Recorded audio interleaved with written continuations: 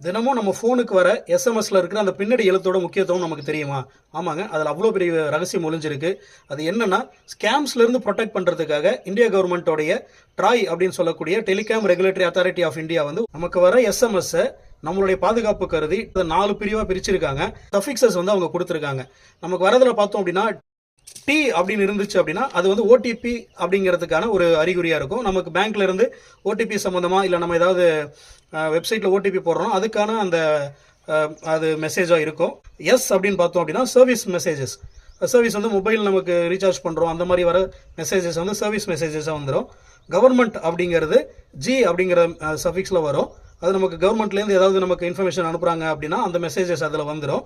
Promotions அப்படின்னா companies வந்து நமக்கு அனுப்புகிற விளம்பரங்கள் ப்ரொமோஷன்ஸ் அப்படிங்கிற அந்த சஃபிக்ஸ் போட்டு வரும். இந்த 4 சஃபிக்ஸுமே இல்லாமல் ஏதாவது ஒரு மெசேஜ் வருது அப்படின்னா அது பாசிபிளாக ஒரு ஸ்கேமாக இருக்கக்கூடும் அப்படின்னு சொல்லி ட்ராய் அறிவிச்சிருக்காங்க.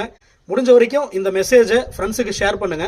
இது எப்படி ஃபங்க்ஷன் ஆகுது, இது எப்படி கவர்மெண்ட்டுக்கு போய் அவங்க அப்ரூவலோடைய இந்த மெசேஜஸ் நமக்கு வருது அப்படிங்கிறத தெளிவாக ஒரு முழு வீடியோவை நாங்கள் விரைவில் உங்களுக்கு போடுறோம். இது மாதிரி மேலும் அப்டேட்ஸுக்கு நம்ம வாண்டரிங் மாங்க் சத்யா சேனலை சப்ஸ்கிரைப் பண்ணுங்க, சப்போர்ட் பண்ணுங்க, ஃப்ரெண்ட்ஸுக்கு ஷேர் பண்ணுங்க.